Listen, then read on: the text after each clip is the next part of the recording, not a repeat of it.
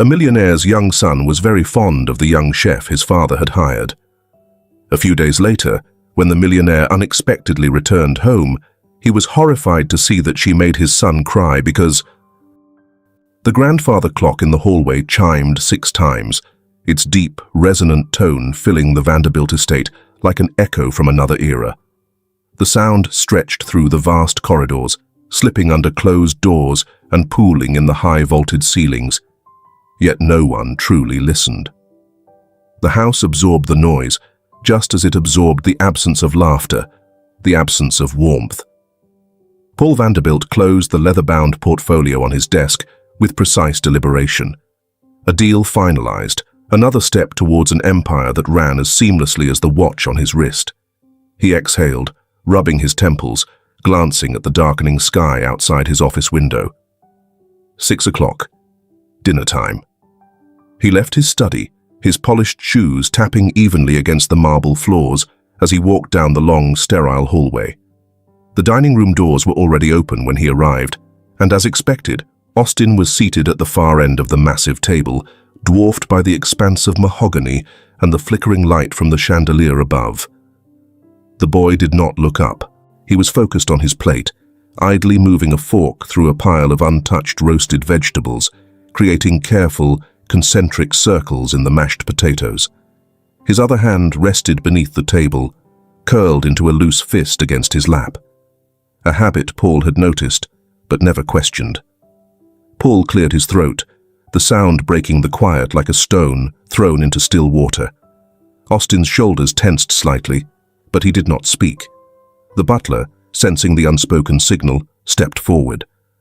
"Shall I serve, sir?" Paul gave a brief nod, and the man lifted the silver-domed tray, revealing a carefully prepared meal. Something rich, something expensive, something perfectly portioned. It had been made to precise instructions from a chef Paul barely remembered hiring. Austin didn't react to the unveiling. He lifted his fork, stabbed at a piece of asparagus, then dropped it again. Paul exhaled through his nose, setting his napkin in his lap. "You've barely touched your food." Austin's fingers tightened around the fork. He didn't answer. Paul set his own utensils down, letting the weight of his gaze settle on his son. Austin. The boy finally looked up, his dark eyes unreadable. He was small for his age, his frame delicate, his expression neither defiant nor frightened, just distant. "You need to eat," Paul said, his voice steady, measured. "I'm not hungry." The response was quiet, but firm.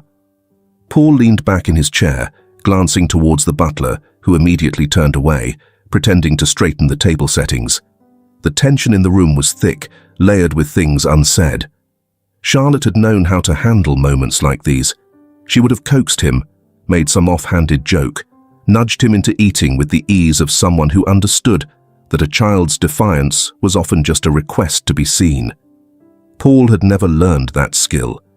He lifted his glass of wine, taking a slow sip. "This isn't optional." Austin didn't flinch, but there was a flicker of something in his gaze, something tired, something resigned. He picked up his fork again, speared a piece of chicken, and chewed slowly, methodically. It was a victory, but a hollow one. The meal continued in silence. The butler came and went. The fire in the hearth flickered, casting long shadows across the walls. Outside, the wind moved through the perfectly manicured gardens, rattling against the window panes. Paul finished his plate, dabbing his lips with his napkin before folding it neatly beside his plate. "I'll be working late tonight." Austin didn't respond. Paul stood, adjusting the cuffs of his tailored suit. He hesitated for a fraction of a second before stepping away from the table. He had the faintest impulse to reach out, to ruffle his son's hair the way he had when Austin was younger, when Charlotte had still been alive and laughter had not been a foreign sound in this house. But the moment passed, and he walked away instead. Austin remained at the table long after his father had gone. He pushed his plate away, stomach twisting, not from hunger, but from something deeper, something that sat heavy in his chest like an unnamed weight. Outside, the clock in the hallway struck 7. The house remained silent. The rain had been falling steadily since morning, its rhythm soft and measured against the grand windows of the Vanderbilt estate. Beyond the iron gates, the world blurred in muted greys and silvers, while inside, the household functioned with quiet precision. The staff moved efficiently through the hallways, each step calculated, each voice hushed. No one lingered, no one laughed. The mansion absorbed them all, molding them into its disciplined silence. Denise Ramos stepped through the side entrance, shaking the rain from her coat before neatly folding it over her arm. The air inside smelled of polished wood, expensive cologne, and something else, something colder. She had worked in estates like this before, homes that functioned more like well-oiled machines than places where people truly lived. A thin man in a tailored vest stood waiting. "Ms. Ramos." His voice was clipped, polite but distant. She nodded, adjusting the strap of her leather bag. "Yes." "You will report to the head butler for instructions regarding meal preferences, dietary restrictions, and service expectations." He turned smoothly, motioning for her to follow. "Mr. Vanderbilt prefers a professional and discreet staff. Your role is to prepare meals, nothing more." Denise's lips pressed together briefly, but she nodded. She had heard variations of that speech before. Do your job, do it well, and don't assume familiarity. The kitchen was spacious, pristine, and almost eerily quiet. The previous chef's influence was still present. Perfectly labeled spice jars, gleaming countertops, and an array of knives that had clearly been arranged with near-military precision. Denise set her bag down, glancing toward the doorway, where a small figure hovered just beyond sight. Austin Vanderbilt. She pretended not to notice him at first, keeping her movements unhurried as she unpacked. When she finally turned toward the pantry, he was gone, only a faint scuff of movement on the marble floor giving away his retreat. Paul Vanderbilt did not attend the staff briefing. He did not linger in kitchens or discuss meal plans beyond necessary instructions relayed through the butler. When he arrived home that evening, he barely glanced toward the new hire as he passed through the dining room, loosening his cufflinks. "Mr. Vanderbilt," Denise greeted, her tone even professional. He didn't pause. "I assume you have everything you need." It wasn't a question. Denise watched as he disappeared down the hallway, then turned her attention to the table where Austin sat, small and silent, his hands resting neatly in his lap. The butler had just finished setting his plate, roast chicken, steamed vegetables, and a side of potatoes, arranged with impeccable precision. Austin didn't touch it. Denise moved to the stove, not commenting, not interfering. Instead, she reached for a plate and carefully arranged a few small items. Simple finger foods, soft textures, mild flavors. Nothing imposing, nothing unfamiliar. A slice of apple, peeled and cut into a shape resembling a rabbit. A single dinner roll, warm and slightly sweet. She set the plate near him, just within reach. Austin didn't react at first. He kept his eyes on the larger plate in front of him, his fingers curled lightly against the edge of the table. After a few long moments, he pushed the fork against the mashed potatoes again, carving invisible patterns into them. Denise didn't push. She moved away, busying herself with a pot on the stove, humming quietly under her breath. Not a song, just a melody, a tune that drifted through the kitchen as naturally as the steam curling from the pot. Minutes passed. The butler moved in and out of the room. Paul remained absent. The rain continued its steady rhythm against the windows. When Dennis turned back toward the table, the small plate was empty. She didn't smile. She didn't comment. She simply reached for the empty dish and replaced it with another, this time with a small wedge of cheese and a cracker. Austin said nothing, but his fingers twitched slightly against the table. She stepped away again, humming softly, as if she hadn't noticed. The plate was empty by the time the grandfather clock struck 7. Denise understood children like Austin, children who had learned silence as a defense, who found comfort in control, even if that control was just refusing food. He didn't trust easily, he didn't offer conversation, but he watched. The next morning, she let the butler set his usual breakfast, oatmeal with dried fruit, untouched as expected. Without a word, she set down a separate dish. A single pancake, small and round, with a simple dusting of powdered sugar. Austin didn't react, not at first, but as she busied herself at the counter, she heard the quiet scrape of a fork. Not the heavy silver fork placed beside his original plate, but the smaller one she had set beside the pancake. She said nothing. She didn't need to. The morning air inside the Vanderbilt estate was cool, untouched by the warmth of conversation or movement, beyond the mechanical efficiency of its staff. Outside, the rain had softened into a thin mist, clinging to the edges of the grand windows, veiling the gardens beyond. Inside the kitchen, the scent of freshly brewed coffee and warm butter spread into the silence. Denise worked quietly, her hands steady as she kneaded dough, her movements practiced, deliberate. She wasn't expecting anything to be different today. Austin sat at the dining table, as he always did, staring at the untouched breakfast before him. The butler had placed the usual, steamed eggs, neatly sliced toast, and a glass of fresh juice. It remained exactly as it had been set, pristine and ignored. Denise moved about the kitchen without comment, but when she reached the counter, she placed something else on a smaller plate. A soft brioche roll, golden brown, shaped into the rough outline of a bear.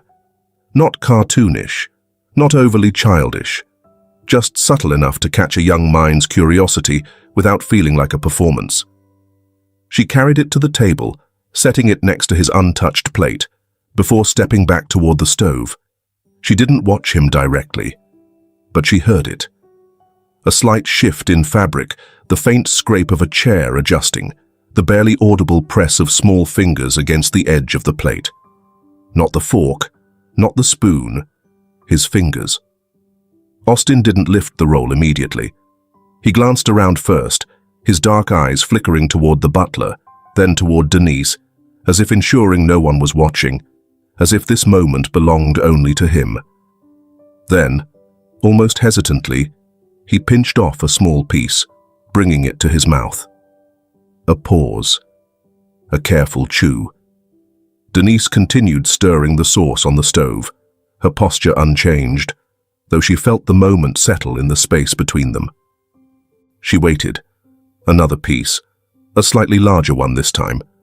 She turned just in time to see him finish the last bite, his hands brushing lightly against the napkin at his side. His expression remained unreadable, but his plate was no longer untouched. She didn't comment. Instead, when she set the lunch menu for the day, she added something small to his serving, a sliver of fresh pear cut into an elegant curve, its edges softened, its shape deliberately but subtly inviting. Paul Vanderbilt arrived home earlier than usual that evening, though his presence remained as detached as ever. He walked through the dining room just as Austin was seated, his attention split between removing his cufflinks and glancing at the table with idle indifference. He had long since stopped expecting anything unusual. But he did pause. Austin wasn't just sitting in front of his plate. He wasn't simply pushing food around with his fork, creating absent-minded patterns in the mashed potatoes. He was eating. Paul's gaze flickered toward the smaller dish beside the main plate, where a few remnants remained. Softly sautéed carrots, no larger than a coin, arranged with quiet precision. His brow furrowed slightly. It wasn't a revelation. It wasn't a transformation. But it was different. He exhaled, setting his cufflinks on the polished wood sideboard. "You're eating." Austin looked up briefly, then returned his gaze to his plate. He didn't answer. Paul didn't press. Instead, he walked away, his footsteps fading into the vast corridors of the house. Denise continued her quiet approach. She never asked if Austin liked the food. She never prodded, never filled the silence with unnecessary encouragement. She simply prepared each meal with intention, tailoring small details without making it obvious, without making it feel forced. The next morning, a new dish appeared, a delicate slice of toast, lightly buttered, with a faint swirl of cinnamon folded into its surface. Austin hesitated only a moment before taking a bite. By the end of the week, he had eaten something at every meal. He still never spoke to her directly and never acknowledged the change. But she saw it in the way his fingers hovered less hesitantly over his plate, in the way his shoulders sat just a little looser, in the way he didn't push his dish away before the meal even began. She never forced him to finish anything. But when he did, she always replaced the empty plate with another. And when she caught the slightest flicker of curiosity in his gaze, just for a moment, just as he glanced at the shape of a pastry or the way an orange slice curved on the edge of the plate, she allowed herself the smallest nod. Not approval, just acknowledgement, a quiet, unspoken understanding. The staff had grown accustomed to Austin's indifference toward food. Mealtime had always been a formality rather than an enjoyment for him. Requests were non-existent. He took what was given, never objecting, never expressing preference. But then, one evening, as Denise was clearing away the dishes, she paused by the counter, drying her hands on a towel before turning toward him. "What would you like for dinner tomorrow?" Her voice was casual, nonchalant, as though the question was not unusual. The room fell still. Austin, mid-motion, looked up. The butler, standing nearby, blinked, momentarily unsure if he had misheard. The rest of the staff barely reacted, conditioned to expect the same reply Austin had given since the first day he could speak. "Whatever. It doesn't matter." But this time, he didn't say that. Instead, after a long silence, he gave a quiet answer, his voice steady but small. "Tomato soup and bread. Besides, I want semolina cake for dessert." Denise nodded once, not reacting beyond a simple acknowledgement. "All right." The butler exchanged a glance with the housekeeper. This was new. Austin stood abruptly, chair scraping softly against the floor as he left the table without another word. But Denise saw it, the slight shift in his shoulders, the weight of something lifting, and the beginning of something else. A choice. The study was too large for a boy his size. Austin sat at the heavy oak desk, shoulders slightly hunched, eyes fixed on the open textbook in front of him. The grand chandelier above cast a sterile glow over the polished wood, but it did little to make the space feel warm. His pencil tapped absently against the paper, his gaze drifting toward the rain-speckled window. The words blurred. The numbers on the page felt distant. He wasn't learning, just staring. A quiet knock interrupted the silence. Denise stepped inside, a small tray balanced effortlessly in her hands, a plate of neatly sliced fruit, a cup of warm tea. No extravagant pastries, no overwhelming flavors, just something simple, thoughtful. She placed the tray on the desk, glancing at the untouched textbook. "Long night?" Her voice was casual, unintrusive. Austin didn't answer right away. His fingers tightened slightly around the pencil, then loosened again. "It's boring," he admitted, voice barely above a whisper. Denise leaned against the edge of the desk, arms crossed lightly. She considered him for a moment before tilting her head toward the door. "Want to change the scenery?" Austin blinked, unsure. "I always thought kitchens were the best places to think," she continued, as if the idea were nothing more than a passing thought. "Warm, smells good, and no pressure to sit perfectly straight." Austin hesitated. Then, slowly, almost reluctantly, he closed his textbook. "Okay." Denise nodded, hiding her small smile. "All right then." The Vanderbilt estate was still. Outside, the last remnants of rain clung to the window panes, leaving faint streaks where the mist had gathered. The scent of damp earth and lingering storm air filtered through the barely cracked kitchen window, mixing with the warmth of fresh dough and slow-simmering vanilla.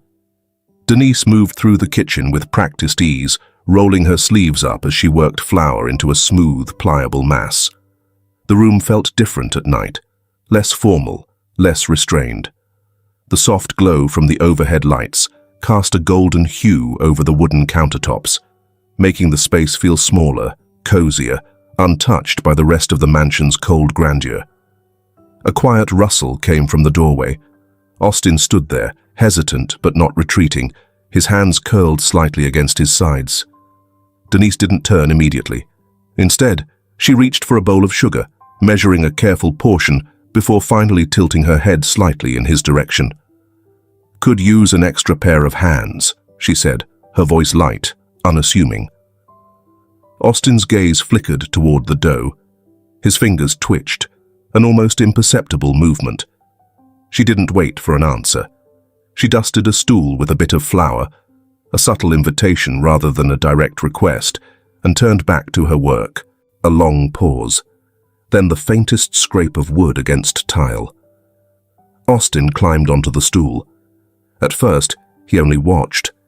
His dark eyes tracked her movements as she folded, pressed, shaped the dough into something soft and elastic. Denise didn't rush him. She worked methodically, letting the silence stretch between them, unhurried and undemanding. Only when she sensed his lingering hesitation soften did she push a small mound of dough toward him. "Try," she murmured. Austin hesitated for only a moment before his fingers pressed into the dough, tentative at first, then firmer, his small hands sinking into the cool, pliant surface. A quiet exhale escaped him, not quite laughter, but close. Denise glanced up briefly, watching the corners of his lips twitch, not quite forming a smile, but no longer pressed in their usual tight line. She didn't comment. Instead, she guided him wordlessly, nudging his hands when needed, showing him the motion rather than explaining it. Slowly, carefully, the tension in his shoulders eased. The dough was imperfect under his touch, uneven, slightly lopsided, but he kept going. He pressed, rolled, lifted his hands to inspect the flour dusted across his fingers. Then, softly, a laugh. Not loud, not forced, just a quiet, fleeting sound, barely there. Denise froze for a second, but not visibly. She only continued kneading, letting him exist in the moment, without drawing attention to it. Austin dipped his fingers into the flour bag, experimentally flicking a bit onto the counter. It was barely noticeable, a whisper of powder on the polished surface. Denise flicked a little back. Austin looked up, his mouth opened slightly, and then a brighter laugh, unguarded this time, untouched by hesitation. The warmth in the kitchen felt thicker now, as if something unseen had shifted, as if the space had somehow reshaped itself around the sound. And then, a new presence. The doorway, which had been empty moments before, was no longer so. The shift was instantaneous. Austin's fingers stiffened around the dough. His shoulders snapped back as though caught doing something wrong. His head turned sharply, eyes wide, like a child caught in a forbidden act. Denise too went still, her hands still dusted with flour. Paul Vanderbilt stood in the entrance, his coat still draped over his arm, his tie slightly loosened. His gaze didn't immediately settle on Denise. It was on Austin, his son. His quiet, withdrawn, reserved son, now covered in flour, hands still pressed into the soft dough, cheeks slightly flushed, laughing with a stranger. The moment stretched, held by an unfamiliar weight. Austin was the first to move. He climbed off the stool quickly, his bare feet touching the cold tile floor with a soft, abrupt sound. He wiped his hands on his pants, his head lowering slightly, though not quite in shame, more like something learned, something automatic. Denise straightened, brushing her hands off on her apron.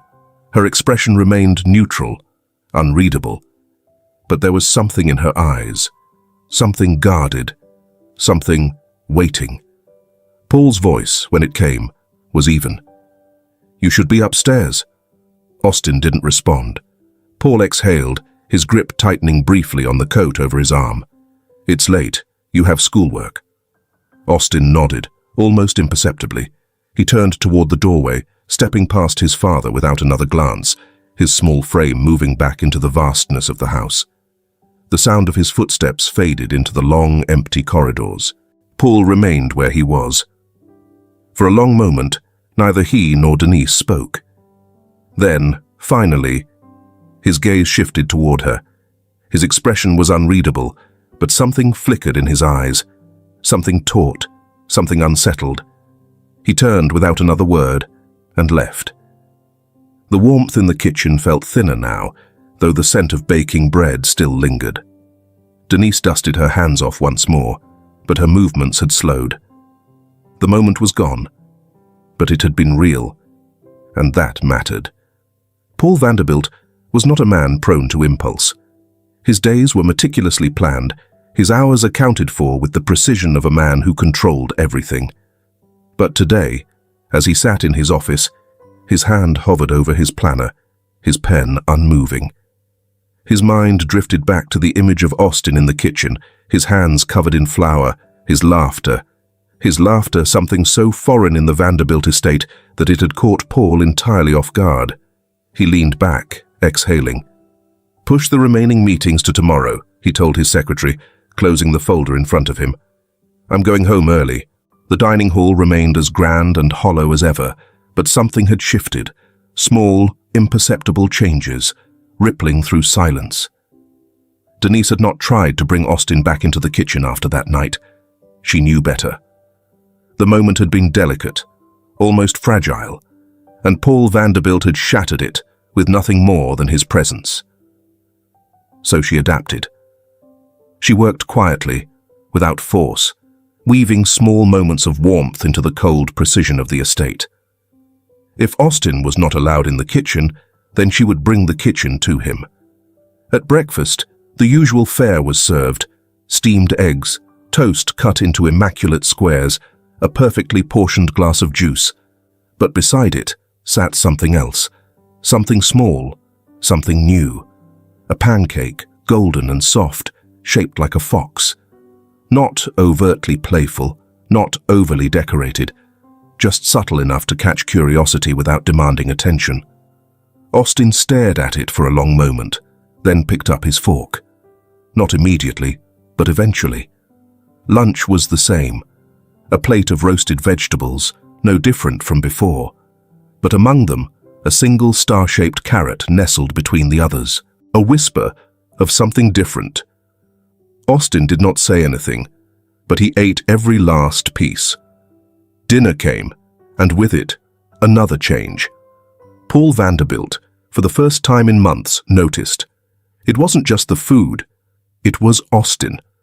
The boy who had once picked at his meals, barely eating enough to be noticed, now ate with quiet purpose. It wasn't dramatic, there was no sudden appetite, no ravenous hunger, but it was there. A shift, a change. Paul watched, eyes flicking between the plates, the careful arrangement of food, the subtle artistry in the smallest of details. Denise, as always, remained unreadable. Austin never thanked her, never acknowledged the difference outright, but Paul could see it in the way his son's fork no longer hesitated, and perhaps, in the smallest way, he regretted it. The evenings stretched differently now. Where once the estate swallowed him whole, Paul found himself lingering. His schedule had not changed, but his feet carried him home a little earlier. The long, solitary dinners in his study became less frequent. He took his meals in the dining hall again, not out of obligation, but out of something less definable, something unspoken. Austin still did not speak much, but he ate. And Paul Vanderbilt, a man who noticed everything but understood very little, could not ignore that fact. Later that evening, Paul sat beside Austin in the study, his sleeves rolled up, his tie loosened. The boy's handwriting was neat, but slow, the pencil tapping lightly against the paper between problems. Paul resisted the urge to correct too quickly. He forced himself to wait. Charlotte had been patient with these things. She had known how to guide their son without pressing too hard, without making him feel like he was being tested. Paul had never quite learned that skill, but he could try. Austin shifted in his chair, glancing up. Paul looked back, waiting. "I don't understand this part," Austin admitted, voice quiet. Paul took a slow breath. He nodded. "All right," he said. "Let's go through it together." Can those of you listening to this story tell us about the weather where you live in the comments? Me first. It's cold today, and I miss the sunshine. How about you? Austin sat at his desk, his small hands resting on the edge of a well-worn calendar. His fingers traced the date, March 12th. The ink had begun to smudge from where he had touched it too many times, as if memorizing it would somehow bring it closer or make it less painful. He swallowed, staring at the number as if it held more weight than all the others combined. His mother's birthday. A quiet breath. A decision. Slipping from his chair, he padded silently through the vast corridors of the estate, his feet barely making a sound against the cold marble. The mansion stretched around him, its walls tall and unfeeling, its silence heavy. The kitchen was warmer. Denise looked up as he entered, setting aside the rolling pin she had been using. She studied him, the way his fingers curled slightly, the way he lingered in the doorway as if uncertain he belonged there. He opened his mouth, then hesitated. She didn't push. Instead, she wiped her hands on a cloth and leaned against the counter. "Can't sleep?" Austin shook his head. Then, after a moment, his voice, small but clear. "Can we make a cake?" Denise tilted her head slightly. "A cake?" His hands tightened at his sides. "For my mum. Today is her birthday." The words were barely above a whisper, but they filled the kitchen, settling between them like something delicate and breakable. Denise didn't hesitate. "All right," she said, rolling up her sleeves. "Let's do it." The Vanderbilt estate had always felt too large, but today it seemed cavernous, cold, empty. Austin sat on the kitchen stool, small hands gripping the edge of the counter, his gaze fixed on the ingredients laid before him. Flour, eggs, sugar, a quiet mess of carefully measured precision. Denise stood beside him, sleeves rolled up, guiding him without taking over. "It doesn't have to be perfect," she said softly, handing him the whisk. "Just made with care." Austin nodded, though his fingers trembled slightly as he mixed the batter.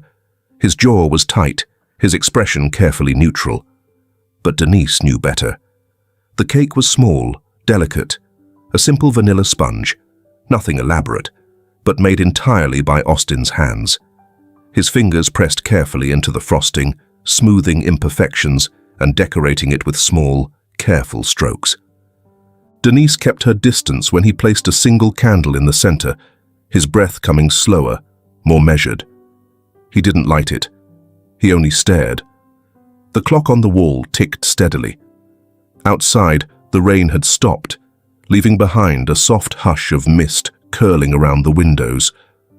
Then, his hands faltered, his shoulders stiffened, and his breath hitched. And then, before he could stop it, his face crumpled. Denise moved before she could think. She kneeled beside him, one hand resting gently on his back, the other hovering just near his fingers, not touching, but present. Austin buried his face against her shoulder, small, silent sobs shaking his thin frame. Denise said nothing. She only held him. Paul Vanderbilt stepped into the kitchen at that moment. He had come home early, walking through the halls with an unfamiliar determination. He had spent the entire day anticipating this, his son's reaction, his own carefully rehearsed words of comfort. He was ready, he told himself. He could do this. He could be what Austin needed, but he was too late. The sight hit him like a blow to the chest. Austin, his son, crying, not in solitude, not in his room where grief had always swallowed him whole, but in her arms. Denise knelt there, silent, unwavering, and between them, the cake sat untouched, a quiet offering for a woman who no longer existed in this world. Paul's breath caught in his throat. The grief was expected. The ache was expected. But the jealousy, raw, unfiltered, undeniable, that was not. Something snapped. His footsteps were too loud as he crossed the kitchen.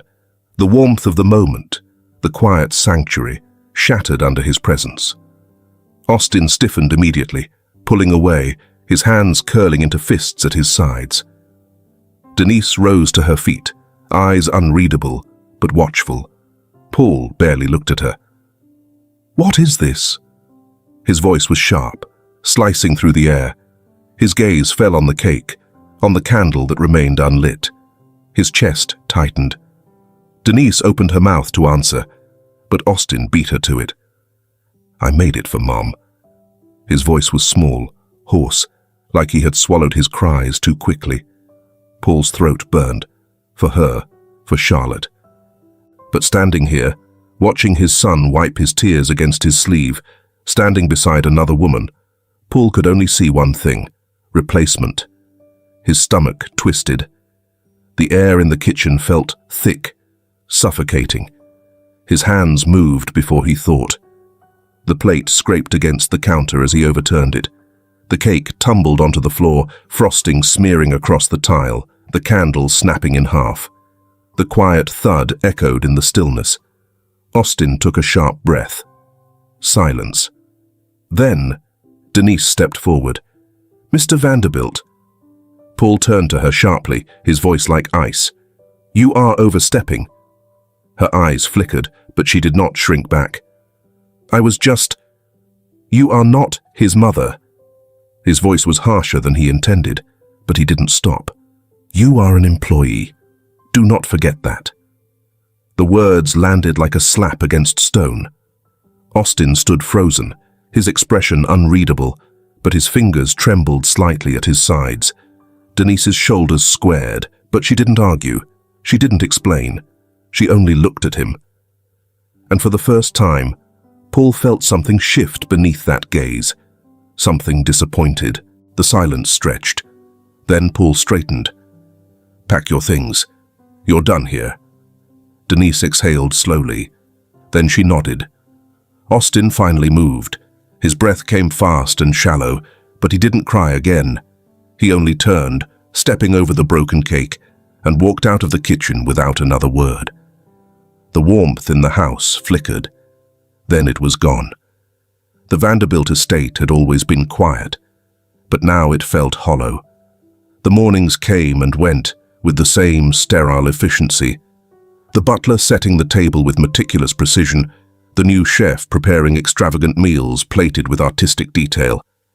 The scent of truffle oil and imported saffron filled the air, lavish, excessive, soulless. Austin barely touched any of it. He sat at the grand dining table, small and silent, his hands resting in his lap. The meals were perfect, yet they tasted like nothing. Paul sat across from him, watching, waiting. But Austin did not complain. He did not push his plate away in defiance, nor did he ask for anything different. He simply existed. The fork in his hand barely moved. Paul exhaled through his nose, setting his napkin aside. "Is something wrong with the food?" Austin shook his head. "No." A pause. Paul watched him for a long moment, but Austin kept his gaze down, staring at the plate as though it were an unfamiliar language. The butler cleared his throat quietly from the doorway.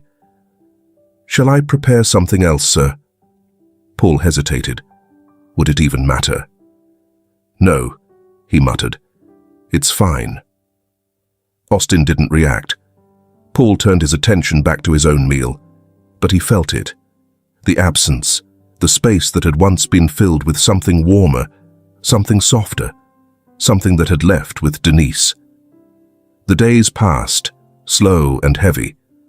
Austin withdrew. His footsteps became softer, his presence even smaller. He spent more time in his room, his books open but untouched, his eyes distant. Paul noticed, but he didn't know how to fix it. Instead, He tried control. He hired the best. A renowned chef from a Michelin-starred restaurant. A private tutor with degrees from the most prestigious universities. A child psychologist, discreetly recommended by a colleague. But nothing worked. The chef prepared elaborate dishes, plated with perfection, but Austin barely ate. The tutor sat patiently, but Austin's attention remained elsewhere, his answers clipped and indifferent. The psychologist suggested time, patience, understanding. Paul nearly laughed at that. Instead, he waited. For something to change, for something to break, for Austin to ask for her.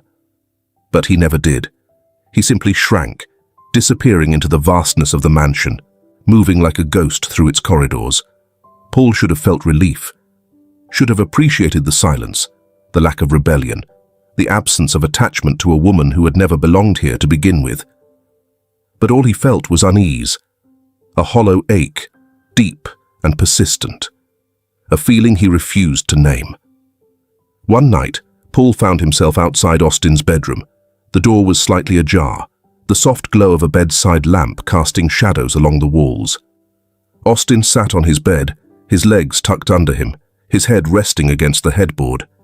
His eyes were open, but unfocused. Paul knocked lightly.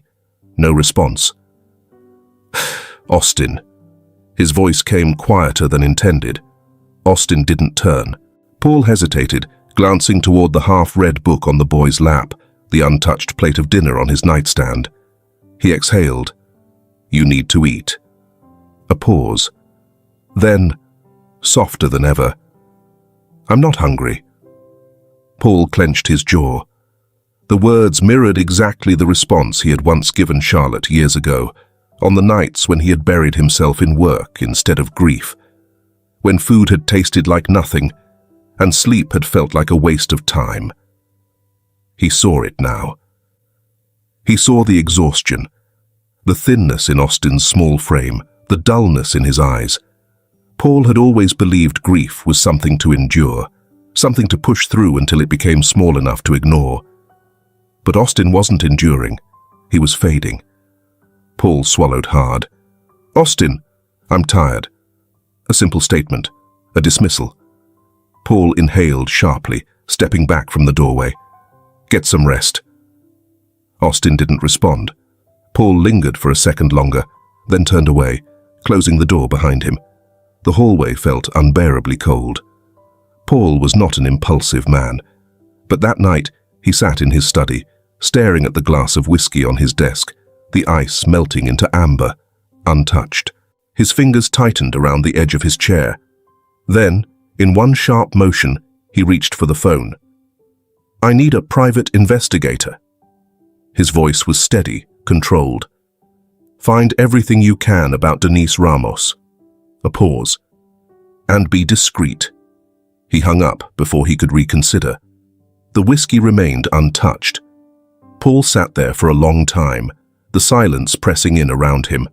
For the first time in years, he was afraid of what he might find. Paul Vanderbilt was a man who lived by facts. Emotions were unreliable, fleeting things, but facts remained. Facts could be controlled, facts could be acted upon, and so he waited. Days passed before the investigator's report arrived, sealed in a plain envelope. It sat untouched on his desk for hours before he finally slid a finger beneath the flap and unfolded the neatly typed pages. Denise Ramos, age 32, born in a working-class neighborhood outside the city. Father deceased, mother estranged. None of this surprised him. His eyes scanned further. Culinary prodigy. Full scholarship to the prestigious Harrington Institute of Culinary Arts. High recommendations from professors. Nearly guaranteed a position at a Michelin-starred restaurant. Nearly. Paul's fingers tightened around the page as his gaze moved lower. Dropped out suddenly in her final year. Unmarried. No criminal record. No financial scandal. Then, hospital records indicate a pregnancy at age 24. Paul inhaled sharply. He turned the page. Miscarriage at 6 months. complications, extended hospitalization. No further records of employment for nearly 2 years. The words blurred for a moment, though Paul was unsure why. He forced himself to keep reading, worked in small kitchens, volunteered at food drives, active in community cooking programs for children. The image of her, Denise, kneeling in front of Austin, holding him steady as he sobbed over that ruined cake, flashed unbidden in his mind. He turned another page. No history of seeking legal action, no financial claims, no connections to high-profile families. There was no ulterior motive, no grand scheme. Just a woman who had once carried a child and lost them before they could ever take a breath. Paul set the papers down carefully, staring at the desk in front of him. She had lost a child. She had poured her grief into something tangible: food, comfort, understanding. And Austin, his son, who had learned to shrink away from everything, had found something in her that Paul had never given him. Not a replacement, but a refuge. That evening, Paul found himself in the dining room, his fingers tracing the rim of his untouched wine glass. Across from him, Austin sat stiffly, barely touching his food. The chef had prepared something extravagant again, too rich, too indulgent, too unfamiliar. Austin's fork hovered over the plate before he set it down with a quiet clink. Paul swallowed. "Is it not good?" Austin shrugged, staring at his plate. A long pause. Then, softly, "I don't like lobster." Paul blinked. It was the first opinion his son had voiced about food since Denise had left. Before he could stop himself, he asked, "What would you prefer?" Austin hesitated, fingers curling in his lap. "Tomato soup." Paul exhaled, nodding. He turned to the butler. "Make him tomato soup." The butler hesitated. Paul Vanderbilt did not make changes to meals. But Paul's expression was unreadable. "Yes, sir." Austin said nothing, but his eyes flickered with something almost like relief. Paul tightened his grip around his wine glass. He had made a mistake he had no idea how to fix. But he knew where to start. The neighborhood was nothing like the Vanderbilt estate. It was simple, modest, a place where life existed outside of wealth, where people sat on front porches and left their windows open to let the evening breeze in. Paul felt out of place the moment he stepped out of the car. He had never come here himself. His employees handled things: contracts, negotiations, employment. He never sought people out. They came to him.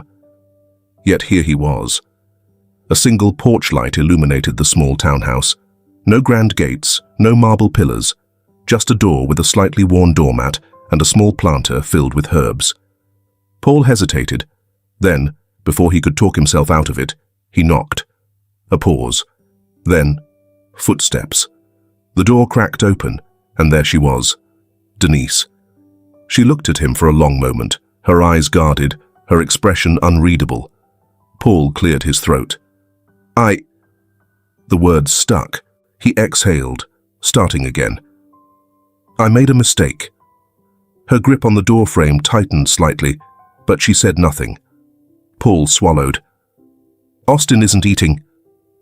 Something flickered across her face, but it was gone too quickly for him to read. "He doesn't talk much anymore." His voice was quieter than intended. "He barely leaves his room." Denise exhaled slowly. "And what do you want me to do with that information, Mr. Vanderbilt?" Paul met her gaze. It wasn't sharp. It wasn't angry. It was tired. "I want you to come back." Silence stretched between them. Then, finally, Denise let out a quiet breath. And for the first time, Paul felt something close to hope. The Vanderbilt estate loomed in front of Denise as she stepped out of the car, the grand facade unchanged, its towering walls still pristine and cold. She hesitated for just a moment before inhaling deeply, adjusting the strap of her bag, and walking toward the entrance. The butler greeted her with his usual professionalism, but there was something different. Less stiffness, more familiarity. He nodded, as if acknowledging something unspoken, stepping aside to let her in. The house smelled the same: polished wood, expensive cologne, the faint trace of a carefully arranged floral display. Yet beneath all of that, there was something missing. Her steps were steady as she moved through the familiar halls, past the dining room where meals had once been shared in silence, toward the kitchen where warmth had once existed, where laughter had been rare but real. She had barely stepped past the threshold when Denise— the voice was high, clear, and filled with something she hadn't heard in weeks: joy. Small feet thudded against the marble floor, and before she could react, Austin crashed into her, his arms wrapping tightly around her waist. She stumbled slightly at the force, but caught herself, her hands instinctively finding his back, holding him close. His face was buried against her, his breath uneven, not quite sobs, but something close. His small fingers clutched the fabric of her coat, as if letting go meant losing her again. She bent down, pressing a hand gently to the back of his head. "Hey, kiddo." Her voice was soft but steady. Austin squeezed tighter. I thought you weren't coming back," he whispered against her shoulder, voice trembling, raw in a way that broke her. Denise exhaled, smoothing a hand over his hair. "I'm here."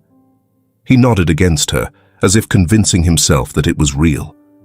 From the hallway, Paul stood watching, silent.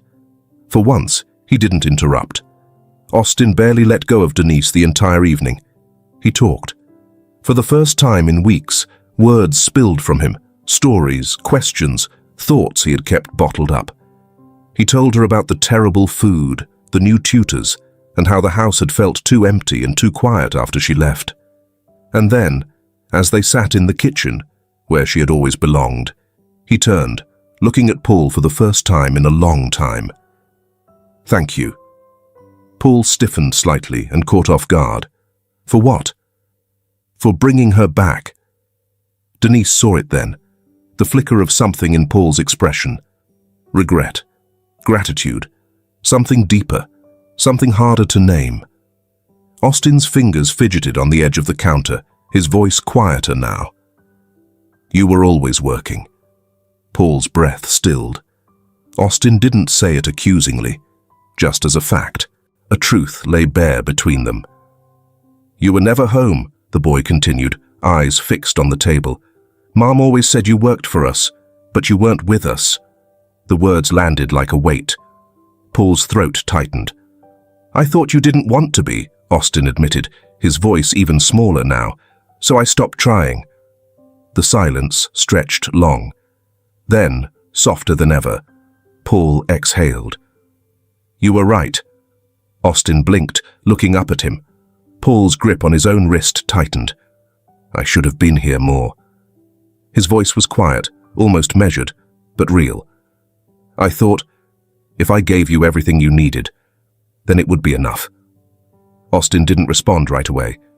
His fingers still fidgeted. Then, hesitantly, cautiously, he asked, "Are you going to keep trying now?" Paul's chest ached. He nodded once. "Yes." Austin watched him for a long moment. Then, slowly, hesitantly, he nodded back. Denise didn't say anything. She only smiled, watching father and son take their first, tentative step towards something real. The Vanderbilt estate felt different now. It was subtle, a shift in the air, a warmth that had been missing. The silence no longer felt hollow, no longer stretched between father and son like an uncrossable distance. At breakfast, Paul sat across from Austin, no longer buried in paperwork, no longer glancing at his watch between bites. He listened, really listened. Austin spoke more now, not much, not all at once, but more. He talked about school, about books, and about things he wanted to try in the kitchen. Small things, but they filled the space between them in ways that silence never could. Denise, moving between the stove and the counter, took it all in without comment, a quiet smile playing at her lips. Paul noticed it too. He had been wrong before, thinking his presence alone was enough. Now he understood. He had to be there in more ways than one. One afternoon, Paul found himself in the garden, sleeves rolled up, the warmth of the sun pressing against his skin. Austin stood beside him, watching carefully as Paul planted the small green seedlings into the soil. Charlotte had always wanted a garden. Paul had dismissed the idea back then. Too much work, too much effort for something that didn't yield immediate results. Now he kneeled beside his son, his hands in the dirt, his patience slower. Austin reached for another seedling, pressing it into the soil with careful fingers. Paul glanced over. "You like this?" Austin nodded. Paul hesitated. "Maybe we can plant something else next time. Whatever you want." Austin thought for a moment. "Tomatoes," he said, "for soup." Paul exhaled a quiet breath, a small request, a small step. "All right," he murmured. "We'll do tomatoes next." The kitchen became a familiar place again. Austin was cautious at first, unsure if his presence there would be met with disapproval, but Denise never turned him away. She handed him a rolling pin one evening and motioned toward the dough in front of him. "Think you still remember?" Austin grinned, a small, fleeting thing, but real. He did remember.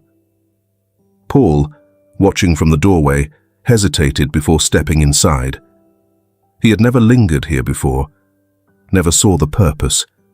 But now he stood beside his son, watching as Denise guided him through the steps of folding, shaping, and seasoning.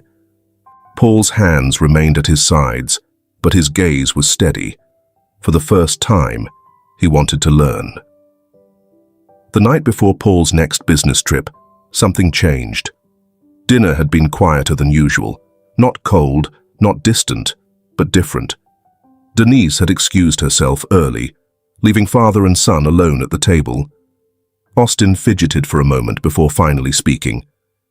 "I want to make something," he said suddenly. Paul set his fork down. "Make what?" Austin hesitated, then sat up straighter. "A meal," he said. "For you." Paul blinked. Austin's fingers curled into his napkin. "I know I'm not that good yet, but—" Paul cut him off with a simple nod. "I'd like that." Austin's breath released all at once, and something in the room shifted. Another wall, breaking just a little more. The following evening, Paul sat at the dining table alone for the first time in weeks. But this time, he wasn't waiting out of obligation.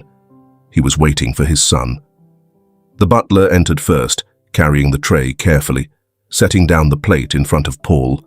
The presentation was neat, not perfect, not polished like a five-star meal, but thoughtful, deliberate. Paul picked up his fork, taking the first bite. The flavors were simple and comforting. A familiar warmth spread through him. Austin hovered near the doorway, watching. Paul set his fork down, meeting his son's gaze. "It's good," he said, and he meant it. Austin's shoulders relaxed, his lips twitching at the corners. "Good," he murmured, ducking his head. Paul gestured toward the chair beside him. "Sit."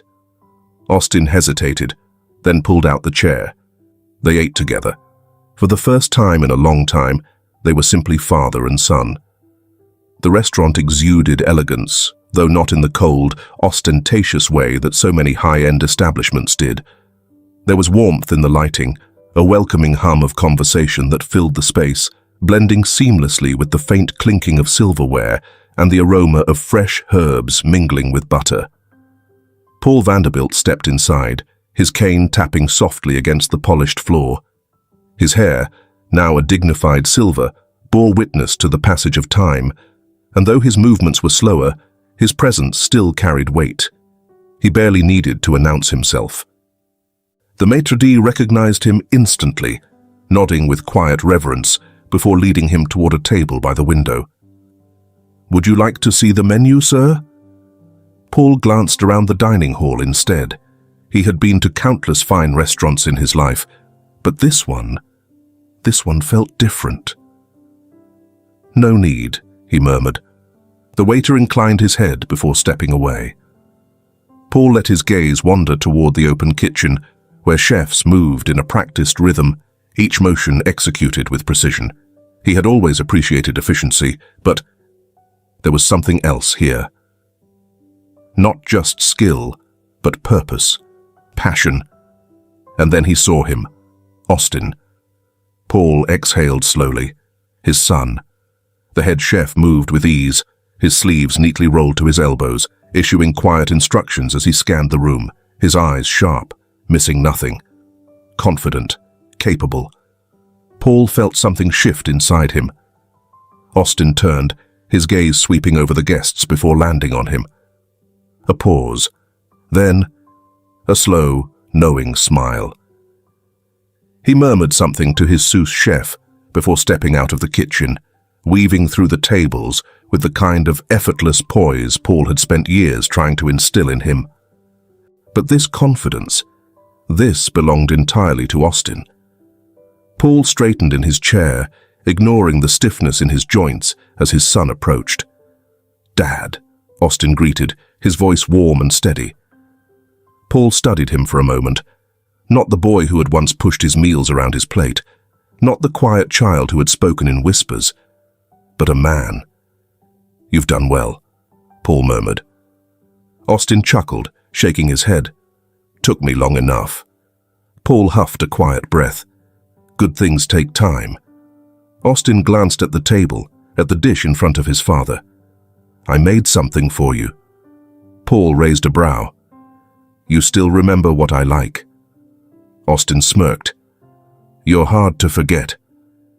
Paul looked down at the bowl set before him. Tomato soup. Simple, thoughtful, intentional. For a moment, he said nothing. His mind drifted back, decades ago, to a grand dining room that had once felt unbearably empty, to a boy who had barely eaten, who had whispered those same two words when asked what he wanted for dinner. Paul picked up the spoon and took a slow bite. Warmth spread through him, not just from the soup, but from something else, something deeper. He exhaled, setting the spoon down with a small nod. "Perfect." Austin's expression softened. "I had a good teacher." Paul looked up, and for the first time, he didn't need to ask. He already knew. His gaze lifted past his son, past the softly lit walls, past the neatly arranged wine racks, to the framed photograph near the entrance. Denise. She was younger in the picture, her head tilted back slightly, mid-laugh, her eyes crinkling at the corners. Flour dusted her apron as if she had just stepped away from a baking lesson, the same way she had done all those years ago. Paul felt something tighten in his chest. For a long moment, he simply looked. Then, with quiet deliberation, he reached for his glass of wine. He lifted it slightly, not an obvious toast, not something grand. Just a gesture, a silent acknowledgement, a thank you. For the woman who had changed everything, for the lessons she had left behind, for the family she had helped mend. They'll always wish her peace in the afterlife. Austin, standing across from him, followed his gaze, understanding flickering in his eyes. He picked up his own glass. Their eyes met. No words were spoken, but in that moment, they didn't need any. They simply sat together, father and son, sharing a meal that had taken 30 years to truly understand. If this film touches your heart, leave your mark with a like. And don't forget to subscribe to our channel to explore more meaningful stories with us. And if you enjoyed this story, please share it with your friends on WhatsApp. And now, share your feelings with us and tell us your own stories. Every word you share is a building block that helps create our strong and enduring community. Together, we'll create a warm space where everyone can share and connect. Finally, don't miss the incredible stories coming your way soon. We're always here to bring you the best selections, full of deep values, yet entertaining. See you there.